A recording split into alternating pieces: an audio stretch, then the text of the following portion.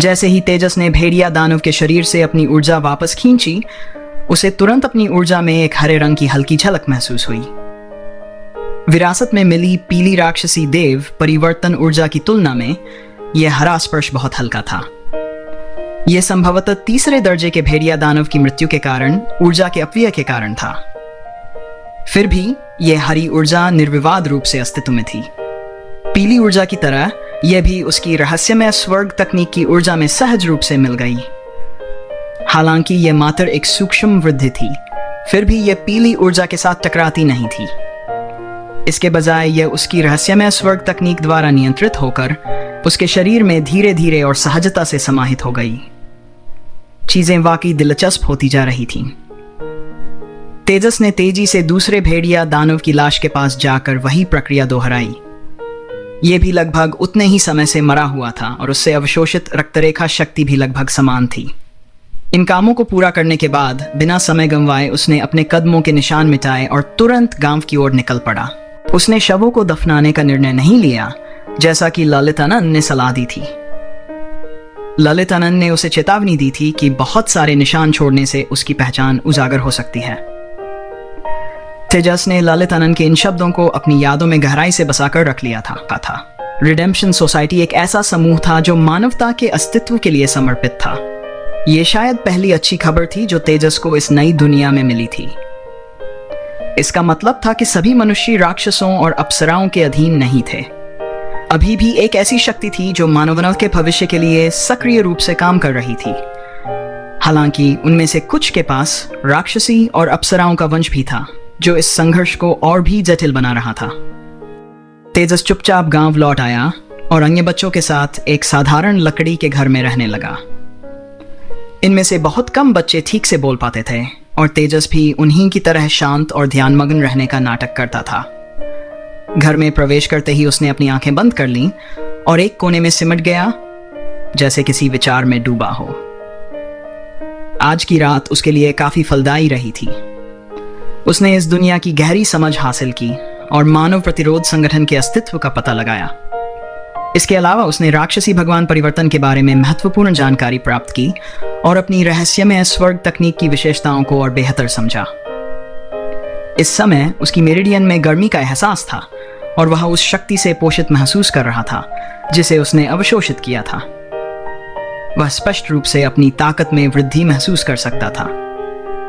यह वृद्धि उसकी आंतरिक ऊर्जा से संबंधित नहीं थी, बल्कि एक शारीरिक उन्नयन थी। इस जगह पर भोजन की कमी के कारण पोषण प्राप्त करना कठिन था। तेजस अपने शरीर को बनाए रखने के लिए रहस्यमय स्वर्ग तकनीक के माध्यम से स्वर्ग और पृथ्वी की आध्यात्मिक ऊर्जा को आकर्षित करने पर निर्भर था। लेकिन इस बार चीजें अलग थीं। राक्षसी भगवान परिवर्तन की शक्ति और दो भेड़िया दानवों की रक्तरेखा ऊर्जा ने उसकी मेरिडियन, हड्डियों और अंगों को पोषित किया, जिससे उसका शारीरिक विकास हुआ। रहस्यमय स्वर्ग तकनीक ने इन शक्तियों को सहजता से अवशोषित करने में मदद की। तेजस सोचने लगा, क्या ऐसा हो सकता है कि इस दुनिया में आने पर रहस्यमय स्वर्ग तकनीक एक ऐसी विधि बन गई हो जो राक्षसों और अप्सराओं की रक्त शक्ति को भी अवशोषित कर सकती हो। वह सोचने लगा कि यदि वह जीवित राक्षसों और अप्सराओं से भी ऐसा कर सके तो यह कितना खतरनाक हो सकता है। हालांकि इसमें संभावित जोखिम भी थे। क्या अधिक रक्तरेखाओं का अवशोषण नुकसानदायक होगा? क्या विभिन्न प्रकार की ऊर्जाओं को मिलाने से उसकी साधना में कोई समस्या उत्पन्न हो सकती है? इन प्रश्नों के उत्तर पाने के लिए उसे इस अवशोषण के बाद अपने शरीर में होने वाले परिवर्तनों पर नजर रखनी होगी। राक्षसी देव परिवर्तन की क्षमता रखने वाला एक मनुष्य होने के नाते वह खुद को राक्षसों और अप्सराओं की गुलामी से मुक्त कर सकता था और एक बड़े शहर में जाकर रिडेम्पशन सोसाइटी की खोज कर सकता था। तेजस ने चुपचाप अपने मन में कुछ योजनाएं बनाई। एक बार जब वह रिडेम्पशन सोसाइटी का पता लगा लेगा तो वह उनके साथ जुड़कर अपने पुनर्जन्म के रूप में आयशा की खोज में मदद पा सकेगा। यह संगठन छोटा नहीं था और यह मान लेना सुरक्षित था कि यह हर बड़े शहर में मौजूद था। हालांकि कुछ लोगों की मृत्यु हुई थी, लेकिन विंडवुल्फ टाउन में, खासकर गुलामों के गांव में, कोई खास बदलाव नहीं आया था। तेजस ने राक्षसी देव परिवर्तन की ऊर्जा और दो भेड़िया राक्षसों की रक्त शक्ति को पचाने के लिए पूरे 7 दिन समर्पित किए। पाचन प्रक्रिया के बाद उन्होंने महसूस किया कि उनका शरीर पहले से कहीं अधिक मजबूत हो गया था। उनकी मांसपेशियां अब और भी सख्त और लचीली थीं। साधना के अपने अनुभव से तेजस समझ गए थे कि किसी व्यक्ति की शारीरिक शक्ति उनकी साधना की सीमाओं से गहराई से जुड़ी हुई है। एक मजबूत और लचीला शरीर ही अधिक शक्तिशाली ऊर्जा का सामना कर सकता है। इस वृद्धि के बाद तेजस को विश्वास हो गया कि अब वह तीसरे दर्जे के भेड़िया दानव का सीधे सामना कर सकते हैं। लेकिन उनकी सबसे बड़ी उपलब्धि यह नहीं थी। असल में उन्होंने राक्षसी देव परिवर्तन और भेड़िया राक्षसों की क्षमताओं को बरकरार रखा था, जो उनके लिए सबसे बड़ी जीत थी। रात हो चुकी थी। तेजस चुपचाप जंगल की ओर निकल पड़े। उनकी आंखों में एक संकल्प था। उन्होंने अचानक अपनी रहस्यमय स्वर्ग तकनीक को सक्रिय किया और उनकी रक्त शक्ति बढ़ने लगी। उन्होंने अपने पैरों से जमीन को हल्के से धक्का दिया और एक पल में पीली रोशनी चमक उठी। उनकी गति नाटकीय रूप से बढ़ गई और वे बिजली की तरह 10 मीटर आगे बढ़ गए। रहस्यमय स्वर्ग तकनीक का उपयोग करने से उनकी ऊर्जा का एक बड़ा हिस्सा समाप्त हो गया और इस तेज गति के विस्फोट ने उनके शरीर पर दबाव डाला। जब वह जमीन पर मजबूती से खड़े हुए तो उनका पूरा शरीर दर्द महसूस कर रहा था। फिर भी तेजस ने बिना रुके अपनी हथेलियां ऊपर उठाईं। उनकी हथेलियों के बीच एक हल्की हरी रोशनी प्रकट हुई। उन्होंने हवा में 2 हवा के ब्लेड छोड़े जिनका आकार लगभग 3 इंच था। ये हरे रंग के ब्लेड हवा में 5 मीटर तक उठे और फिर गायब हो गए। हाँ, तेजस ने उन ऊर्जाओं को अवशोषित करके ये क्षमताएं हासिल की थीं। लालित के राक्षसी देव परिवर्तन और भेड़िया राक्षसों के वंश से क्रमशः तेंदुआ फ्लैश और पवन ब्लेड प्राप्त करने की अनुमति दी। तेजस ने इस विकास की भविष्यवाणी नहीं की थी। ये उनके लिए एक अप्रत्याशित वरदान था। 2 रक्त शक्तियों को अवशोषित करने के बाद तेजस ने महसूस किया कि ये क्षमताएं उनकी स्मृति में खुद को स्थापित कर चुकी थीं। जब भी वह उनका उपयोग करना चाहते थे, वे सहजता से उभर आती थीं। हालांकि उनके शरीर में कोई परिवर्तन नहीं हुआ था, जैसा कि राक्षसी भगवान परिवर्तन में होता है। इसके बजाय इसने उनकी रहस्यमय स्वर्ग तकनीक की ऊर्जा को अवशोषित कर लिया था। ऊर्जा जो पहले पीली और हरी थी, अब अपनी मूल स्थिति में लौट आई थी।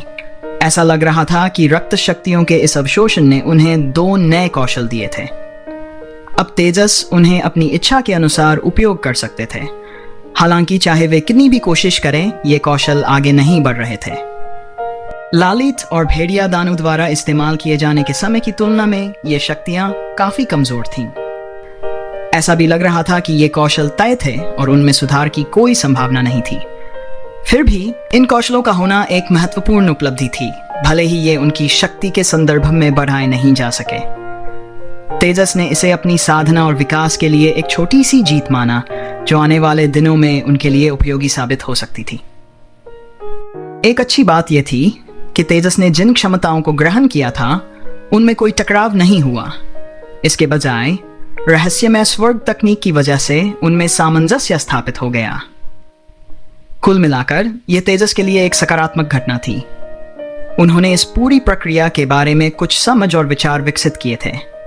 इस बात से इनकार नहीं किया जा सकता कि तेजस इस दुनिया के सामान्य इंसानों से अलग थे और रहस्यमय स्वर्ग तकनीक भी उतनी ही असाधारण थी। जैसे जैसे वह रहस्यमय स्वर्ग तकनीक और इस दुनिया की शक्ति प्रणाली के बीच के तालमेल को समझते गए, वैसे वैसे अधिक प्रयोगों ने उन्हें और जानकारी प्रदान की। 2 नए कौशल सीखना उनके लिए फायदेमंद रहा। ललित आनंद और भेड़िया दानव विशेष रूप से दुर्जेय नहीं थे, इसलिए अवशोषित क्षमताओं का स्वाभाविक रूप से सीमित प्रभाव था। लेकिन क्या हो अगर भविष्य में उनकी रहस्यमय स्वर्ग तकनीक अधिक ताकतवर हो जाए और अवशोषित राक्षसी भगवान परिवर्तन शक्ति भी अधिक शक्तिशाली बन जाए? तब उन्हें और भी अधिक शक्तिशाली कौशल प्राप्त हो सकते हैं।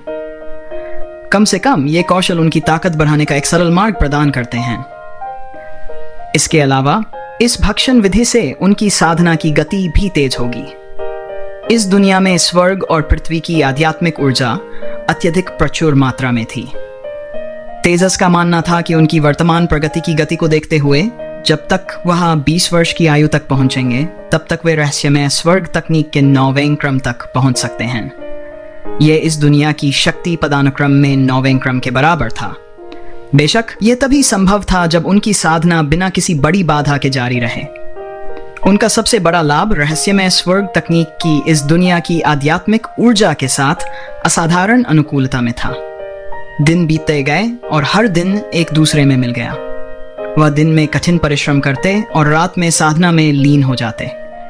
तेजस ने फिर से अपनी दिनचर्या में खुद को समर्पित कर दिया और एक नीरस और नियमित जीवन जीने लगे।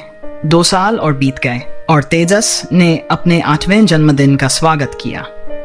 शायद रक्त वंश की शक्ति के अवशोषण के कारण उन्होंने सामान्य बच्चों की तुलना में अधिक वृद्धि का अनुभव किया था। 8 साल की उम्र में वह पहले से ही 10 साल के बच्चों की ऊंचाई को पार कर चुके थे। हालांकि वे काफी दुबले पतले थे। उनकी लंबाई ने लोगों का ध्यान आकर्षित किया और इसके परिणामस्वरूप उन्हें अधिक श्रम कार्य सौंपे जाने लगे।